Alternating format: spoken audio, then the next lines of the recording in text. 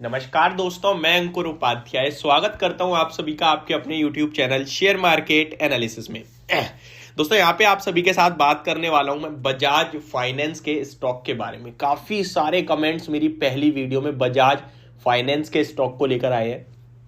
काफी बड़ा क्रैक देखने को मिल रहा है आज आपको, और जिसके पीछे का मेन रीजन जो है वो है इसके अपडेट्स। क्वार्टर 3 के कुछ अपडेट्स आए जो कि बाजार को बिल्कुल पसंद नहीं आए, और उसके बाद बजाज फाइनेंस का स्टॉक लगभग 6.5% क्रैश होता हुआ दिख रहा है आपको।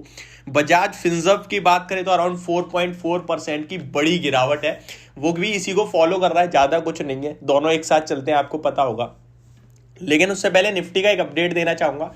मॉर्निंग में मैंने आपके साथ पहली वीडियो में कहा, जैसे ही आपको 18,100 के पास मिले बाजार आपको बेचना है। ऊपर के लिए ब्लॉक है रास्ते, नीचे भी ब्लॉक है, हालांकि 18,000 बहुत अच्छा सपोर्ट के रूप में आ रहा है, बट फिर भी उतने कॉन्ट्रैक्ट्स नहीं है जितने कॉल राइटिंग हो रखी है।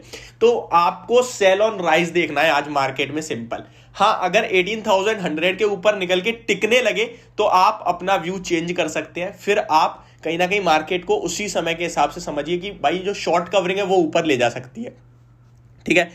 अभी बात करते हैं स्टॉक्स के ऊपर, यानी कि बजाज फाइनेंस और बजाज फिनसर्व के ऊपर कि भाई क्या करना चाहिए, क्यों गिरे हैं ये स्टॉक। तो सबसे पहले तो गिरावट के पीछे का रीजन है इसके क्वार्टर 3 के अपडेट्स। तो वो अपडेट एक बार मैं आपको बताना चाहूंगा, उसके बाद आगे बढ़ेंगे।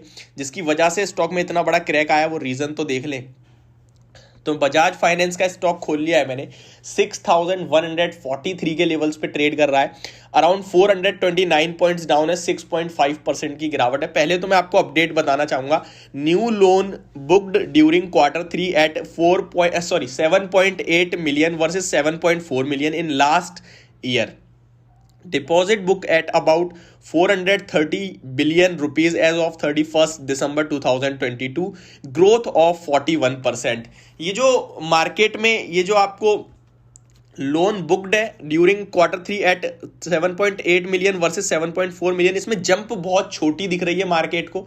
एक तो ये रीजन है गिरावट के पीछे का। हालांकि आप अगर डिपॉजिट बुक देखें तो उसका अच्छा खासा ग्रोथ दिखिए 41% की। आगे बढ़े, asset under management grew by 27% to about 2.31 trillion rupees as of December 31st। Capital adequacy ratio about 25.1% as of December 31st। तो ओवरऑल यही अपडेट बाजार को पसंद नहीं आए हैं कि ग्रोथ इस जैसे काउंटर से बहुत हैवी ग्रोथ मार्केट एक्सपेक्ट करता है। आपको पता है ये स्टॉक भागता भी बहुत तेज है, तो मार्केट की एक्सपेक्टेशंस हमेशा हाई रहती हैं इस स्टॉक से, और इस स्टॉक ने उतना डिलीवर नहीं करा है जितना मार्केट की एक्सपेक्टेशन थी, इसलिए गिर रहा है।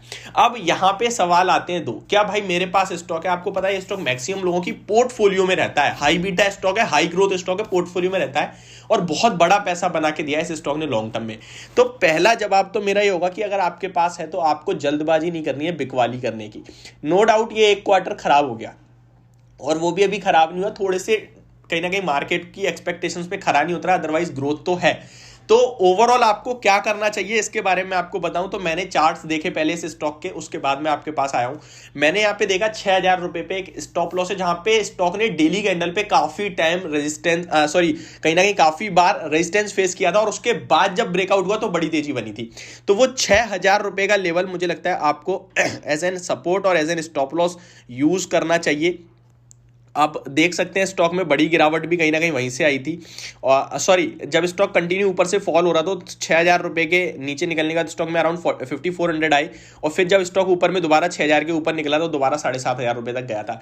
तो 6,000 रुपए डू एंड डाई सिचुएशन हो जाएगी इस स्टॉक के लिए, और होल्ड करने की राय होगी 6,000 रुपए के स्टॉप लॉस से। आपको यहाँ पे एक चीज और कहना चाहूंगा, अगर आप इस स्टॉक को होल्ड करते हैं तो लॉन्ग टर्म की बात करें, मतलब किसी ने खरीद रखा है और आपका व्यू है 5 साल 10 साल का, तो ये स्टॉक आपको मैं बता दूं 5 साल में ऑलमोस्ट आपको 238% के रिटर्न देता हुआ दिखा है, 10 साल में आपको 4,500% के रिटर्न है।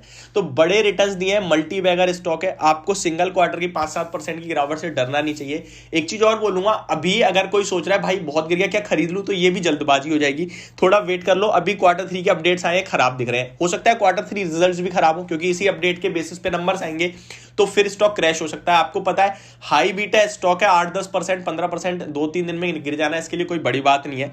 स्टॉक आज गिरने के बाद साइडवेज हो गया है, मे बी आपको सेकंड हाफ में एक्शन होता हुआ दिखेगा, या तो रिकवरी या फिर शार्प सेलिंग अगेन आएगी। तो यहां पे आपको मैं फ्रेश एंट्री बॉटम फिशिंग की राय नहीं दूंगा। चार्ट पैटर्न थोड़ा सा डिस्ट्रॉय हो रखा है और इजीली आपको 6,000 रुपए तक दिखा सकता है लेवल, और 6,000 के नीचे सीधे स्टॉक में 5,800 रुपीज के लेवल है। तो आपको एक्यूमुलेशन का पहला लेवल जो देखना है वो पहला 6,000 होगा, वो भी छोटे अमाउंट से एक्यूमुलेट करना है, बहुत छोटे से।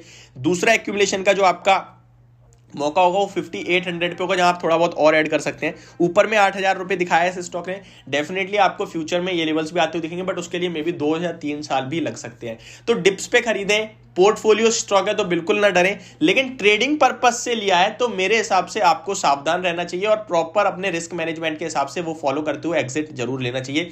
ये ना सोचें यार बहुत गिर गया, कोई बात नहीं, अब तो मेरे पास। बहुत सारे लोग क्या करते हैं, मान लो मैंने सुबह कल 6,500 की कॉल ली थी, अभी वो 10-15 रुपए पे रह गई है, मतलब 50-60 पे रह गई होगी, काफी हाई बीटा स्टॉक है तो इतने पे तो इजीली होगी।